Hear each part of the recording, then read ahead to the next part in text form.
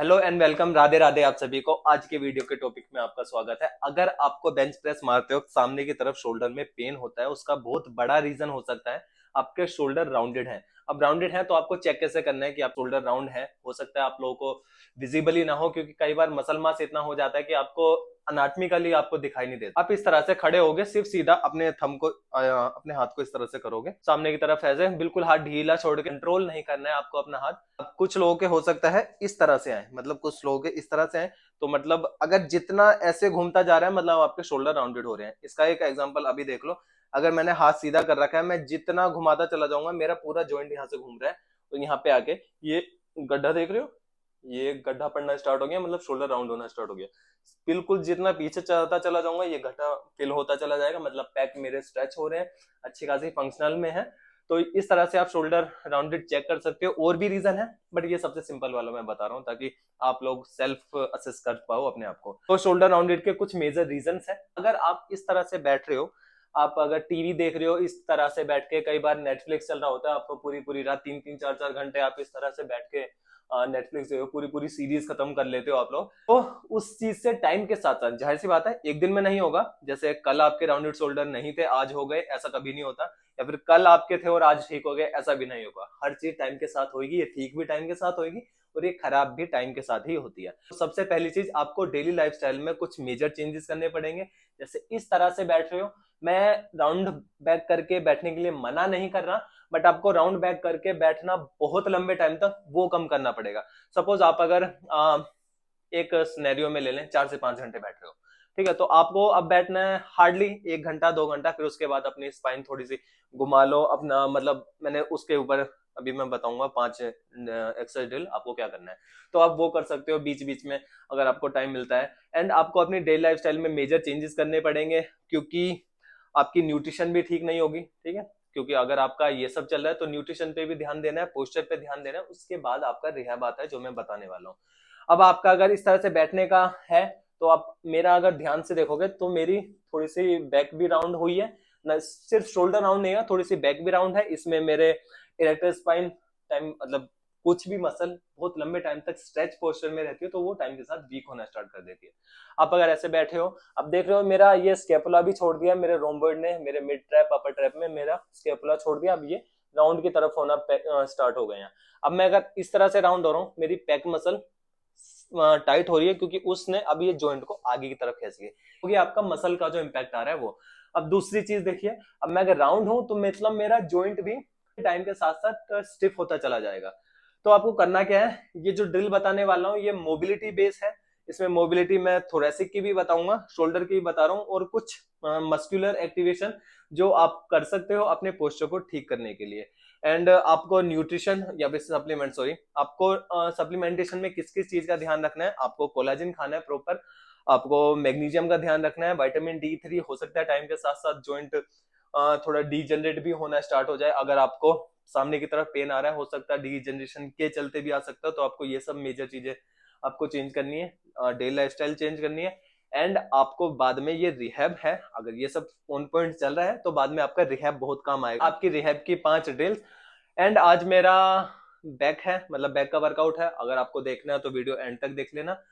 तो चलिए शुरू करते हैं। तो अब यहाँ से हमारी ड्रिल स्टार्ट होंगे। यहाँ से मैं 5 रिहैब ड्रिल्स बताने वाला हूँ। इसमें मोबिलिटी और आपकी स्ट्रेंथनिंग दोनों होगी, जिससे आपको काफ़ी फर्क आएगा। तो चलिए शुरू करते हैं। तो हमारा पहला रिहैब है, इस तरह से नी बेंड करके एल्बो को नी के ऊपर रखोगे, अपनी स्ट्रेंथ के हिसाब से हाथ में लोड लोगे, एंड आपको स्लो कंट्रोल्ड मोशन में नीचे लेके आना है पूरा, एंड फिर ऊपर लेके जाना है। ऊपर लेके जाते वक्त अगर शोल्डर में पेन आ रहा है तो आपको दूसरे हाथ से सपोर्ट दे सकते हो, और ये आपको दोनों साइड से करना है। 10 से 12 रैप, 2 से 3 सेट, इस तरह से आप सपोर्ट दे सकते हो, और ये आपको डेली करना है। अगर डेली करने में पेन आता है तो वीक में 2 बार कर सकते हो, 3 बार कर सकते हो, बट एंड लोड और इंटेंसिटी टाइम के साथ चेंज करनी है। दूसरा रिहैब हमारा इस तरह से, आप उल्टा लेट के अपना एक हाथ फैलाओगे, एंड दूसरे हाथ की सपोर्ट में कंट्रोल्ड मोशन में आपको अपने पैक स्ट्रेच करने हैं। ध्यान रखना है इसमें आपका पैक का पेन नहीं बढ़ना चाहिए। स्ट्रेच करते वक्त आपका 10 सेकंड का होल्ड आएगा, 2 से 3 रैप कर सकते हो।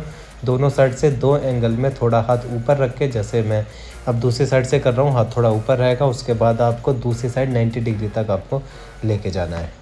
नेक्स्ट हमारा इस तरह से उल्टा लेट के आपको अपने दोनों स्कैपुला आपस में मिलाने हैं, मतलब आपके दोनों स्कैपुला बॉर्डर आपस में टच करेंगे। स्क्वीज़ करना है जितना टाइट कर सकते हो, हाथ उसी रेंज में बिल्कुल ऊपर, जैसे शोल्डर प्रेस करते हैं हम बैठ के, जैसे पीछे वाले भाई शोल्डर प्रेस कर रहे हैं, उसी रेंज को हमने उल्टा करके अल्टरनेटिव देखा है, ताकि आपकी बैक की मसल जो टाइम के साथ वीक हो रही हैं वो स्ट्रेंथन होना शुरू हो जाए। एंड आपका स्कैपुला का पेन, नेक का पेन, अगर इसकी वजह से पेन है तो वो भी आपका कम होगा। एंड आपका शोल्डर का पेन भी कम होगा टाइम के साथ साथ। इसे आप कंट्रोल मोशन में करोगे, 2 से 3 रैप करोगे एंड 4 से 5 सेट कंट्रोल मोशन। नेक्स्ट मेरी फेवरेट एक्सरसाइज, आप सीधा लेट के आप फोम रोलर को अपनी स्पाइन के बिल्कुल ऊपर रखोगे, अपने दोनों पैक एकदम ढीला छोड़ दोगे 90 डिग्री पे, जैसे आप बेंच प्रेस करते हो उसकी एक मिमिक है ये ड्रिल। इससे आपकी स्पाइन जो टाइम के साथ साथ काम करके आगे की तरफ राउंड हो रही है वो भी आपकी स्टेबलाइज होएगी एंड आपके पैक पे भी अच्छा खासा स्ट्रेच आएगा एंड आपकी मूवमेंट ट्रेन हो जाएगी। तो आप ये सब एक्सरसाइजेस कर सकते हो। इसके भी आप 12 से 15 रैप करोगे, 2 से 3 सेट कंट्रोल मोशन में। किसी भी एक्सरसाइज में आपका पेन बढ़ना नहीं चाहिए। अगर पेन बढ़ रहा है तो आप गलत कर रहे हो, उस एक्सरसाइज को कुछ टाइम के लिए अवॉइड करोगे एंड बाकी एक्सरसाइजेस को कंटिन्यू रखोगे। एंड हमारी लास्ट एक्सरसाइज, बैंड को कहीं पे टक करके इस तरह से आपको लेके आना है, दोनों स्कैपुला आपस में टच होंगे, ना कि आपका शोल्डर घूमेगा। स्कैपुला टच करने हैं आपस में और होल्ड करना है कंट्रोल मोशन में। 12 से 15 रैप, 2 से 3 सेट रहेंगे। किसी भी एक्सरसाइज में पेन है तो वो एक्सरसाइज नहीं करनी है, मैंने जस्ट बताया, बार बार बोल रहा हूँ, इसका ध्यान रखना। इंस्टाग्राम पे काफ़ी सारे लोगों ने कन्वेंशनल डेडलिफ्ट का एक वार्म अप पूछा था मेरे से। आप इस तरह से बैंड पीछे कहीं पे टक करके अपने दोनों टांगों के बीच से लाके आप ग्लूट एक्टिवेशन, ग्लूट और हैमस्ट्रिंग आपके दोनों ही एक्टिवेट हो जाएंगे। पकड़ के प्रॉपर हिंज मूवमेंट ट्रेन करोगे, ऊपर आके ग्लूट स्क्वीज़ करने हैं। इसके आप 15 से 20 रैप कर सकते हो एंड ग्लूट स्क्वीज़ के टाइम आपका 2 से 3 सेकंड का होल्ड करके रखना, ताकि डेडलिफ्ट के टाइम पे आपको अच्छा खासा सपोर्ट मिले एंड ग्लूट फायर करना स्टार्ट कर दे आपके। अब यहाँ पे थोड़ा एंडोरेंस वर्क कर रहा हूँ मैं आज, क्योंकि काफ़ी टाइम से मैंने एंडोरेंस के ऊपर कभी काम ही नहीं करा, स्ट्रेंथ बेस्ड ट्रेनिंग ही चल रही थी। अब यहाँ पे 2 एक्सरसाइज मैंने मिक्स करी हैं, जिसमें मैं आरडीएल और बेंड ओवर रोइंग दोनों मिक्स कर रहा हूँ। इसमें 10 रैप हैं। अगर मैं दोनों मिला के अगर करूँ, इसमें मैंने 4 सेट मारे थे, उसके बाद मैं डेडलिफ्ट पे शिफ्ट हो गया।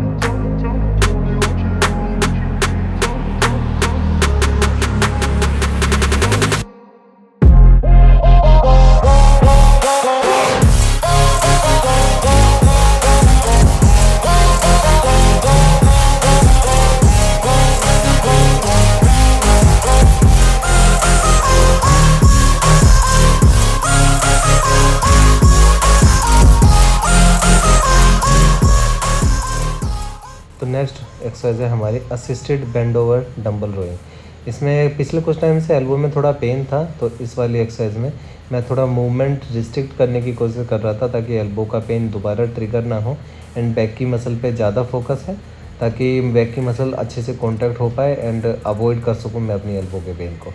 इसमें मैंने 12 रैप 4 सेट किए थे, उसके बाद हम शिफ्ट हो गए थे सिटेड रोइंग की तरफ।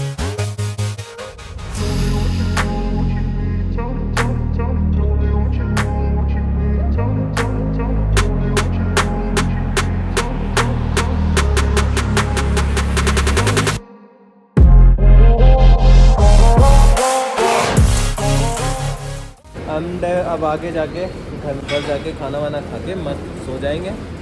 चलिए मिलते हैं आपको अगली वीडियो में। आपको आपका कोई टॉपिक वगैरह है तो मुझे आप कमेंट कर सकते हो, अगले वीडियो में मैं वो कवर कर दूंगा। तब तक के लिए बाय, थैंक यू। हाँ मेरा बच्चा फिर से आ गया। हाँ